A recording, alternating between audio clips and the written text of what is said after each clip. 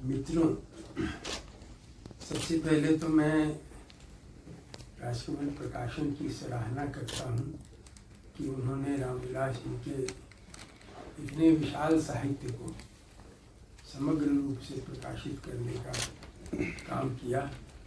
इतना ही नहीं, आजकल राजकमल प्रकाशन जिस प्रकार से चल रहा है, यानी कि अपने लेखकों को सुनाई दे रहा है, अपने लेखकों को, उनकी किताबों को, उनकी रचनाओं को ज़्यादा से ज़्यादा लोगों के बीच ले जाना, उनसे उनको परिचित कराना, उनके बीच चर्चा का आयोजन करना, ये बहुत ही महत्वपूर्ण काम है जो हिंदी में प्रकाशन की संस्कृति के अंग नहीं रहे कभी, लेकिन आज वो दिखाई दे रहे हैं हमें। इनके लिए मैं उनकी प्रशंसा करता हूँ और उनको धन्यवाद देता हूँ। यहाँ चूँकि भाषा विज्ञान संबंधी खंडों का विमोचन था, तो मैं समझ रहा था कि भाषा विज्ञान की ही चर्चा होगी, लेकिन जब थोड़े दिनों बाद निमंत्रण पत्र देखा तो विषय कुछ और था। रामविलास जी के बारे में इतनी बातें कही जा सकती हैं, मेरी उनसे बहुत निकटता रही है। एक समय में अक्सर हर दूसरे तीसरे दिन मिलना होता था, घंटों हम लोग मिल के घूमा करते थे एक साथ, और पार्क के चक्कर लगाते हुए बहुत सारी बातें हमने की, और वो सब लिखित रूप से मैं अपनी अगली किताब में उन सबको दे रहा हूँ जो रामविलास जी के साथ बातचीत मेरी होती थी। तो रामविलास जी के बारे में इतनी बातें कहने के लिए हैं, उनका साहित्य इतना विशाल है कि क्या कहा जाए और क्या न कहा जाए। उनके आप कई लोगों ने चर्चा की कि बड़े बड़े लोग उनसे टकराए, यशपाल और प्रकाश चंद्र गुप्त और शिवदान सिंह चौहान, और ये सब लोग कहाँ गए, और रामविलास जी अपनी जगह पर बड़े होते चले गए। तो क्यों ये सारे लोग बहुत सारी अच्छी बातें बोल रहे थे, गलत बात नहीं कह रहे थे। ये साहित्य के संयुक्त मोर्चा पर इतनी बहस चली हिंदी में, अमृत राय ने पूरी किताब लिखी उस पर, या और भी दूसरी बातें जो हो रही थी, तो रामविलास जी तो उस समय राजनीतिक रूप से एक कट्टर संकीर्णतावादी लाइन पर चल रहे थे, और इनकी तुलना में वो ज़्यादा सही बात वो लोग बोल रहे थे। लेकिन इसके बावजूद वो आज साहित्य में कहीं भी दिखाई नहीं देते। रामविलास जी का कद इतना ऊंचा हुआ, तो इसकी वजह क्या है? और सिर्फ उनकी तुलना में नहीं, और भी दूसरे कई लोगों की तुलना में रामविलास जी का एक जो विजन था, वो इतना बड़ा विजन होता था। क्या लिखना है साहित्य में, किस विषय पर लिखना है, अब इसको भी वो एक बहुत बड़े संदर्भ में देखते थे। वो कहते थे, अक्सर मुझसे कहते थे कि भारत में क्रांति की क्या समस्याएं हैं, मैं इस पर लिखना चाहता हूँ। उनको एक कंसर्न रहता था हमेशा कि भारत, वो जो 1950 और 40 के दशक के कम्युनिस्ट पार्टी का था, वो उसकी छाप उन पर जीवन भर पड़ी रही। उसके अंतर विरोधी तत्व उनमें विकसित हो गए, उनके विपरीत तत्व विकसित हो गए, लेकिन वो छाप मिटी नहीं। तो वो एक अजीब तरह के अंतर विरोध की तरह उनके जीवन में बनी रही। वो जो भारत में एक क्रांति होनी चाहिए, भारतीय समाज को बदलना है, भारतीय समाज को न्यायपूर्ण बनाना है, ये विजन हमेशा उनके सामने रहा, और उन्होंने अपनी बड़ी बड़ी योजनाएं जो लिखने की बनाई, वो इस विजन के तहत बनाई। ये बात आपको किसी और लेखक के साथ नहीं दिखाई देगी। आलोचना जो है, आलोचना तो नामवर सिंह बहुत अच्छी लिखते हैं, उनसे बहुत ज्यादा साहित्यिक आलोचना नामवर सिंह ने लिखी है, कुछ और लोगों ने भी लिखी है, लेकिन जो सम्मान रामविलास शर्मा को मिला वो किसी और को नहीं मिला। क्यों?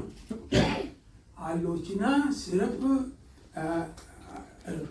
क्रिटिसिज्म के जो टूल्स हैं, जो औजार हैं, सिर्फ उन्हीं से आलोचक बड़ा नहीं बनता है। आलोचक की नैतिक स्थिति क्या है, उसकी जो नैतिक दृढ़ता और उच्चता है, वह भी उसकी आलोचना को तय करती है, उसके महत्व को तय करती है। और ये पूरे हिंदी साहित्य में आपको जैसी नैतिक उच्चता और दृढ़ता रामविलास जी में मिलेगी, वैसे आपको किसी दूसरे आलोचक में नहीं मिलेगी। वो जो और उनके बारे में जो और बातें बहुत सी कहने की हैं, मैंने व्यक्तिगत रूप से जो चीज़ उनसे सीखी, मेरी मुलाकात उनसे 1976 में पहली बार हुई और फिर बनी रही आजीवन। तो तब वो आगरा में रहते थे, मैं वहाँ जाके उनसे मिलता था। तो जो चीज़ मैंने व्यक्तिगत रूप से उनसे सीखी वो थी जातीयता के प्रश्न पर उनके विचार। हिंदी में हम लोग चूंकि आदिवासियों के बीच उस समय काम करते थे, तो जातीय प्रश्न हमारे लिए बड़ा महत्वपूर्ण था कि ट्राइबल की अपनी कोई नेशनलिटी है या नहीं है, ट्राइबल की अपनी कोई आइडेंटिटी बनेगी या वो दूसरे बिहारियों बंगालियों के तहत ही रहते जाएंगे। तो चूंकि ये जातीय प्रश्न उनका हमारे सामने था, तो मैं रामविलास जी से इसी प्रश्न पर जा जाके मिलता था, उनसे बातें करता था और उनकी रचनाओं को पढ़ता था। जातीयता के प्रश्न पर हिंदी में तो बहुत से लोग मार्क्सवादी आलोचना तो हिंदी में सबसे प्रमुख आलोचना बनी रही है और यहाँ के सभी बड़े आलोचक मार्क्सवादी रहे हैं। लेकिन मार्क्सवाद के सारे आलोचकों के बावजूद किसी ने भी जातीय प्रश्न पर इतने विस्तार से तो छोड़िए उसकी चर्चा भी गंभीरता से कहीं की हो, ये दिखाई नहीं देता है। तो रामविलास जी ने जातीयता के प्रश्न को जितनी गहराई के साथ समझा, वो किसी राजनीतिज्ञ ने भी उतना विस्तार से नहीं लिखा है। ए.बी. वर्धन की किताब है इस सवाल पर, लेकिन ए.बी. वर्धन की किताब में बहुत कम उसके कुछ ही पक्ष हैं और बाकी सारे पक्ष उसके बाहर रह जाते हैं। तो मार्क्सवादी कम्युनिस्ट पार्टी के लीडरों से भी ज़्यादा उन्होंने जातीयता के प्रश्न पर विचार किया। और इस विचार का एक बड़ा कारण सिर्फ ये नहीं था कि सोवियत संघ बहुजातीय देश था, इसका बड़ा कारण ये भी था कि भारत एक बहुजातीय देश है और भारत में ये जातीय समस्या यहाँ की सामाजिक रूपांतरण की, यहाँ की क्रांति की एक प्रमुख समस्या है, भारत में जातीय समस्या। और इसीलिए रामविलास जी ने इस पर इतना ध्यान दिया। और जो विषय रखा गया है आज, इतिहास, आलोचना और समाज, भाषा विज्ञान पर रामविलास जी का जो लेखन है वो इस पूरे विषय को जैसे आपस में अपने अंदर समेटा हुआ हो। क्या आलोचना और क्या समाज और क्या इतिहास, तीनों जितने एक साथ गुंथ कर, एक साथ मिल के जितना जिस प्रकार उनके भाषा विज्ञान में आते हैं, उतने और कहीं भी दिखाई नहीं देते हैं। उन्होंने भाषा विज्ञान की यहाँ कई लोगों ने चर्चा की, उनकी भाषा वैज्ञानिक मान्यताओं की, कि उन्होंने ये उत्तरी और जननी भाषाओं की धारणा को खत्म किया। बिल्कुल सही बात है ये, और ये उनकी आलोचना। रामविलास शर्मा की 1960 में किताब आई थी भाषा और समाज, बहुत ही महत्वपूर्ण किताब, रामविलास जी की सबसे अच्छी किताबों में एक किताब है और हर व्यक्ति को ये किताब पढ़नी चाहिए। इसके लिए किसी भाषा वैज्ञानिक शब्दावली से परिचित होने की जरूरत नहीं है, ये उस शब्दावली में लिखी गई किताब नहीं है, ये एक सामाजिक आलोचना की दृष्टि से लिखी गई किताब है। ये उनकी सबसे पहली, उन्होंने जो शुरू में लेख लिखा वो भी भाषा विज्ञान से संबंधित था। और वो भाषा विज्ञान की तरफ गए क्यों? वो भाषा विज्ञान की तरफ गए ही इसलिए क्योंकि भारत में भाषाओं की बड़ी समस्या थी, खासकर हिंदी उर्दू की समस्या को उन्होंने देखा और इसी सवाल ने, हिंदी उर्दू की समस्या ने उनको भाषा वैज्ञानिक लेखन की ओर प्रवृत्त किया। और उनके मित्र थे डॉक्टर अलीम, वो उर्दू प्रगतिशील लेखक संघ के सचिव थे जब रामविलास जी हिंदी के सचिव थे, और कम्युनिस्ट पार्टी के मेंबर थे। रामविलास जी से पहले से लखनऊ में उनकी दोस्ती हुई थी यूनिवर्सिटी में, वो पीएचडी कर रहे थे डॉक्टर अलीम। तो इनके साथ मिल के उन्होंने भाषा विज्ञान की समस्याओं पर विचार किया। भाषा विज्ञान की दृष्टि जो उनको मिली रामविलास जी को, जो हिंदी के किसी दूसरे लेखक के पास नहीं है, तीन बड़े स्रोत थे उसके। एक तो रामचंद्र शुक्ल उसके सबसे पहले स्रोत थे। रामचंद्र शुक्ल हिंदी के पहले आलोचक हैं जिन्होंने कहा कि अपभ्रंश जो है ये कोई बोलचाल की भाषा नहीं थी, ये बनावटी भाषा थी। ये कवि लोग बना के इस तरह की भाषा लिखते थे और जो जो जो वास्तविक भाषाएं थी वो तो बाहर थी, उसके अपभ्रंश के बाहर थी और उसी समय उसमें भी लिखा जा रहा था। इसलिए ये समझना बहुत गलत फहमी है कि ये भाषाएं अपभ्रंश के अंदर बन रही थी, पनप रही थी और इनसे निकली है हिंदी, बंगला वगैरह वगैरह। ये भाषाएं, ये बिल्कुल मूर्खतापूर्ण विचार है, ये उन्होंने दिखा। एक ही कवि है विद्यापति, वो अभट्ट में भी लिख रहे हैं और वो मैथिली में भी लिख रहे हैं। भाई मैथिली में लिख रहे हैं तभी ना कि मैथिली भाषा सामने है उनके, मैथिली में साहित्य लिखा जा रहा है, बोला जा रहा है, तो इसीलिए वो मैथिली में लिख रहे हैं। वो अभट्ट के अंदर से नहीं निकल रही है बल्कि अभट्ट उसको मिला के बोल रहा है। मैं वैसी ही भाषा लिखना चाहता हूँ जैसे बोलने में मीठी लगे और सब लोगों को अच्छी लगे। ये कहते हुए अपभ्रंश में उन्होंने मिलाया मैथिली को, तो वास्तविक भाषाएं उनसे नहीं निकल रही थी, उसके बाहर मौजूद थी। ये जो दृष्टि थी रामचंद्र शुक्ल की, इसको रामविलास जी ने बहुत अच्छी तरह पकड़ा। और उनके दूसरे बड़े स्रोत से भाषा वैज्ञानिक दृष्टि के किशोरीदास वाजपेयी। किशोरीदास वाजपेयी पहले व्यक्ति हैं, पहले वैयाकरण हैं जिन्होंने कहा कि हिंदी संस्कृत की पुत्री नहीं है और ये पुत्री वाली बातें जो हैं ये गलत है।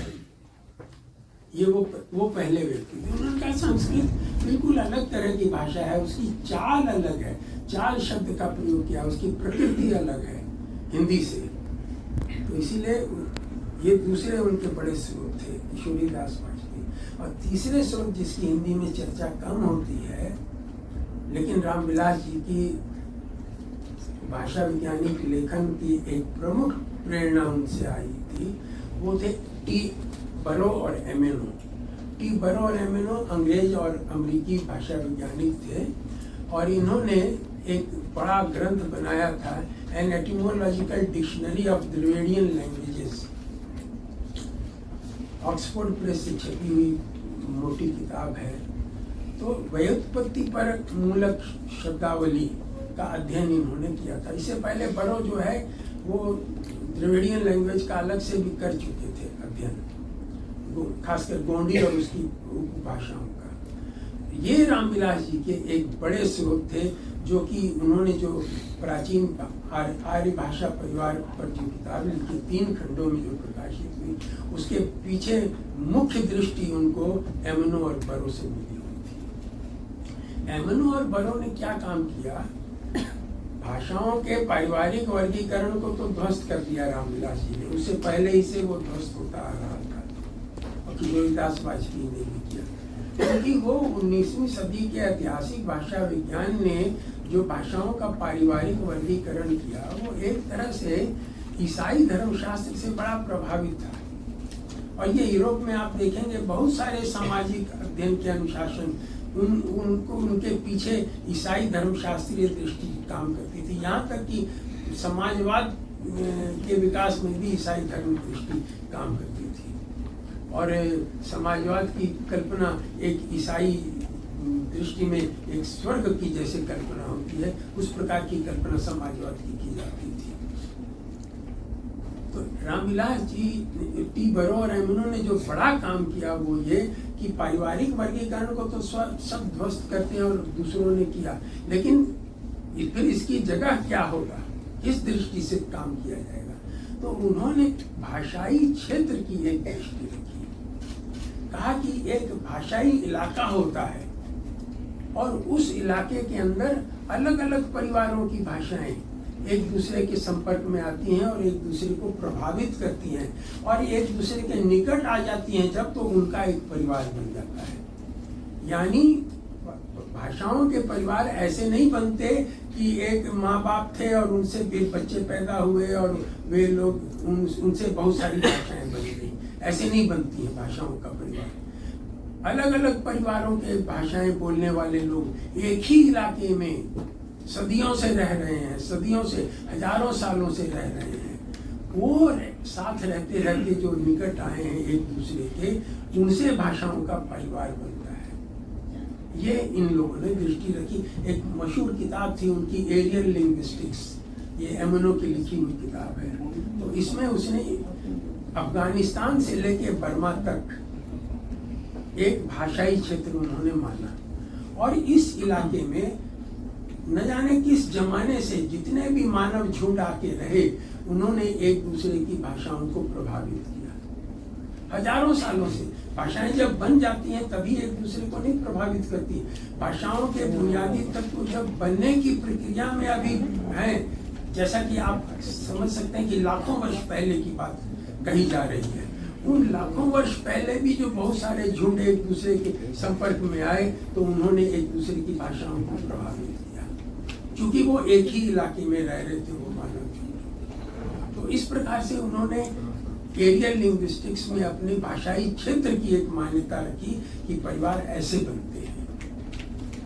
इसी दृष्टि को लेकर रामविलास जी ने वो काम किया, अपना भाषा वैज्ञानिक आर्य भाषा परिवार वाला। और इसमें उनकी कई चीजें बहुत ही मौलिक ढंग से आई है। जैसे उदाहरण के लिए सुनीति बाबू की आलोचना है उसमें, लेकिन भाषा ध्वनियों के केंद्र, उन्होंने पूरे भारतवर्ष में ध्वनियों के केंद्र कहाँ कहाँ है, किस ध्वनि का कौन सा केंद्र है जहाँ दूसरी ध्वनि आके उसी ध्वनि में बदल जाती है। तो ये ध्वनियों के केंद्र, शब्दों के केंद्र, वाक्य विन्यास के केंद्र, इस प्रकार की विश्लेषण को उन्होंने रखा, जो कि हिंदी में ही नहीं, भाषा विज्ञान में कहीं नहीं मिलता है। अब ये समस्या है कि रामविलास जी ने जो लिखा वो हिंदी में लिखा, और उसको अंग्रेजी में भाषा विज्ञान सारा लिखा जाता है, पढ़ा जाता है, और उसकी नोटिस किसी बड़े भाषा वैज्ञानिक ने नहीं ली। तो ये जो नोटिस नहीं ली, तो हिंदी की तरफ से एक अंग्रेजी वाले अलग ढंग से इसकी व्याख्या करते हैं कि भाई क्या नोटिस लें, उसमें तो भाषा विज्ञान की मूलभूत शर्तों को ही नहीं वो मानते हैं। और ये बात इतिहासकार भी करते हैं, जब वो इतिहास की बहुत सारी बातें उनकी इतिहासकार नहीं मानते हैं। ये हिंदी साहित्य वाला इतिहास है, वो कहते हैं। वो इसीलिए कहते हैं क्योंकि रामविलास जी बहुत सारी इतिहास में जैसे प्रमाण होना चाहिए किसी बात को कहने का, लेकिन प्रमाण किसको मानेंगे आप? प्रमाण किसको मानेंगे? ये नहीं कि कोई मंदिर तोड़ा गया था और उस समय तो कोई प्रमाण मिलता नहीं है, तुलसीदास तक नहीं लिखते हैं, और 300 साल बाद जाके प्रमाण मिल रहे हैं। तो 300 साल बाद जाके जो प्रमाण मिलता है उसको प्रमाण नहीं मानते इतिहासकार। प्रमाण की अपनी एक मर्यादा है और उसी को प्रमाण माना जाएगा, वो समकालीन होता है। तो ऐसे बहुत सारी चीजें रामविलास जी ने लिखी हैं जो किसी इस प्रकार से प्रमाणित नहीं है, या एक ही कोई प्रमाण मिलता है। जब एक प्रमाण मिलता है तो उसकी क्रॉस चेकिंग होती है, कोई दूसरा भी प्रमाण कहीं किसी क्षेत्र में मिलना चाहिए, तो नहीं तो वो कमजोर समझा जाएगा उस प्रमाण पर बात करना। तो इस प्रकार की इस तरह की आलोचना अंग्रेजी भाषाविद इनके भाषा विज्ञान की करते रहे हैं। हिंदी वाले उसका जवाब एक दूसरे तरह से देते हैं, एक कटाक्षपूर्ण व्यंग्यपूर्ण तरीके से उसका जवाब देते हैं कि ये लोग तो हिंदी में कुछ पढ़ते नहीं है, इनको कुछ पता ही नहीं है। तो ये सारी चीजें हैं, लेकिन भाषा विज्ञान पर उनका जो काम है वो एक नई दृष्टि लेकर आया, और उसके अंदर बहुत सारी महत्व की बातें हैं जो बहुत मुश्किल है हिंदी क्षेत्र में उनको प्रकाशित करना या सामने लाना, लेकिन उसको लाने की जरूरत है। तो मेरे ख्याल मैंने बहुत समय ले लिया, बहुत धन्यवाद।